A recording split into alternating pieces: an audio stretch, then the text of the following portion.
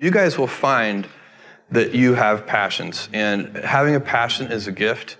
I think we all have passions, and you don't get to choose them. They pick you, but you have to be alert to them. You have to be looking for them. And when you find your passion, it's a fantastic gift for you because it gives you direction, it gives you purpose. You can have a job, or you can have a career, or you can have a calling. And the best thing is to have a calling. And if you find your passion, you'll have that, and all your work won't feel like work to you. People have very high standards how they want their work life to be. And I said, look, if you can get your work life to be where you enjoy half of it, that is amazing. Because very few people ever achieve that. Because the truth is, everything comes with overhead. That's reality. Everything comes with pieces that you don't like. You could be a Supreme Court justice, and there's still going to be pieces of your job you don't like. Every job comes with pieces you don't like. And we need to say, that's part of it. You have to figure out how to set up your life in such a way that you can minimize the things. And I find people don't dislike hard work. What people dislike is being out of control. Like they can't control their life. They can't control their environment. This happens to me when I get overscheduled. I hate being overscheduled. I want some time to be able to think and free myself. We all have the same amount of time in the world. Nobody has more time than anybody else. And when you become a very successful person, one of the things, you start to get overscheduled.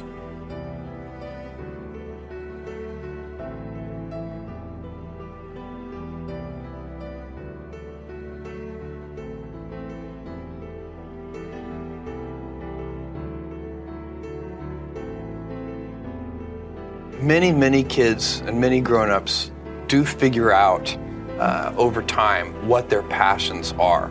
And sometimes we let I don't think it's that hard. I think what happens though sometimes is that we let our intellectual selves overrule those passions. And so that's what needs to be guarded against. My advice would be the same for any kind of entrepreneur.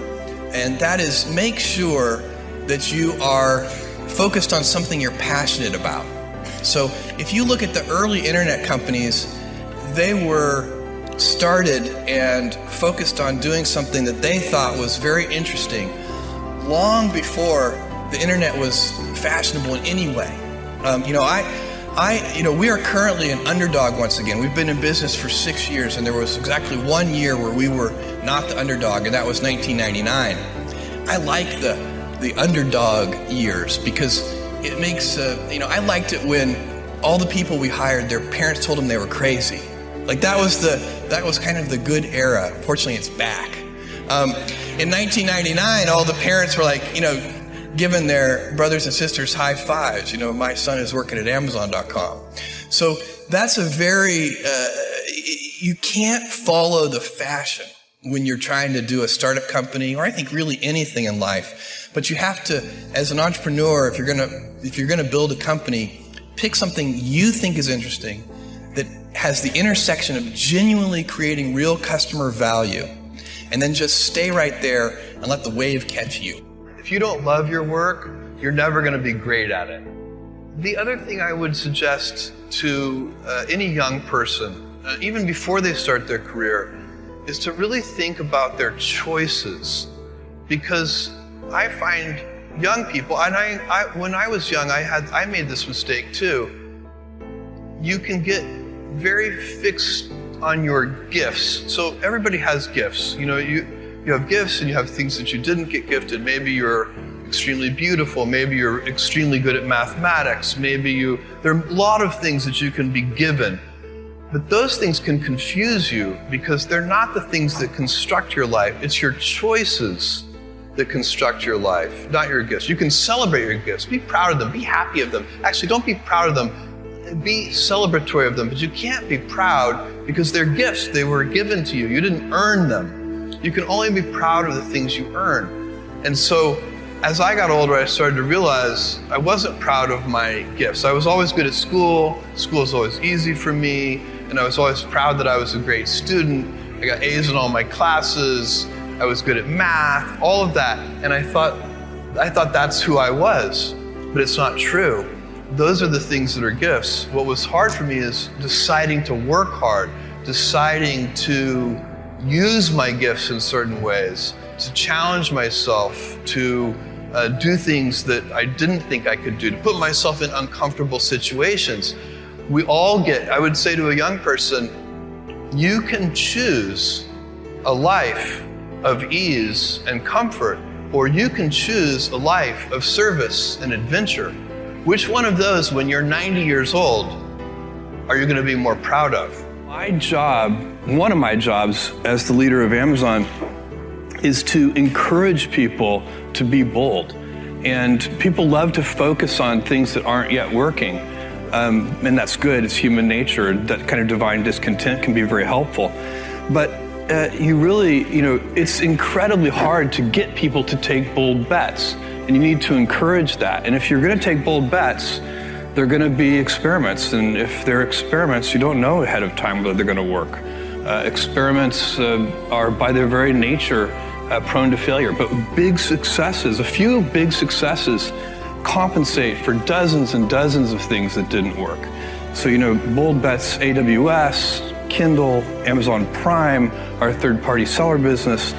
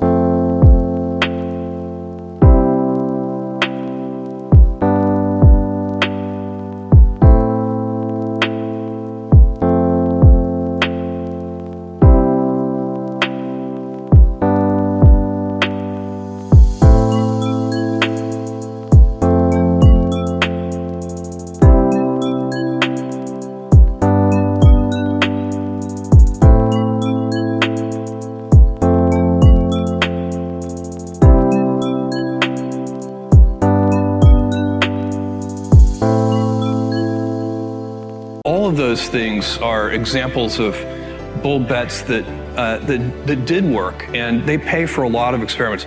I've made billions of dollars of failures at Amazon.com, literally billions of dollars of failures.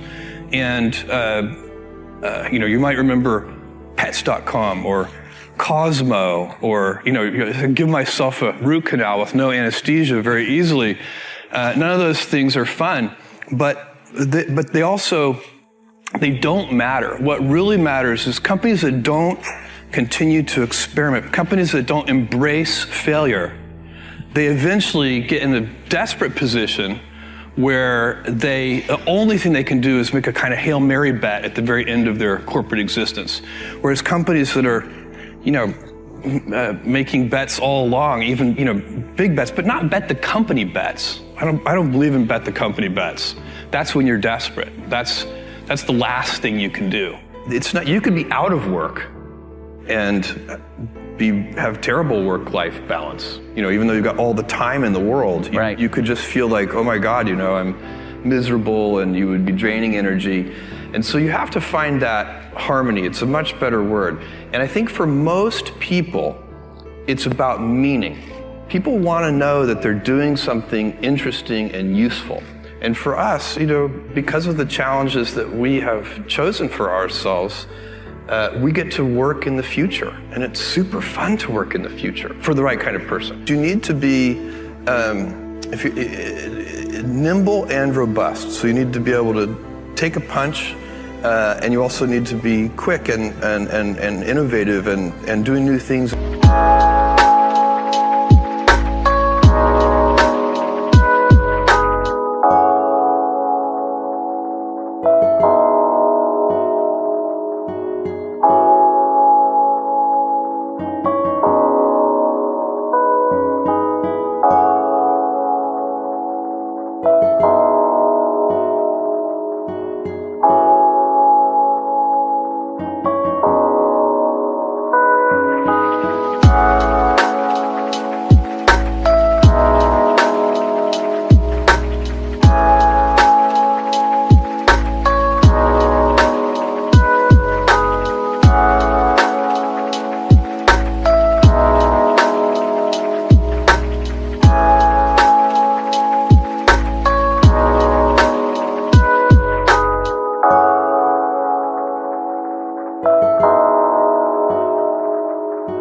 high speed. That's the best defense against the future.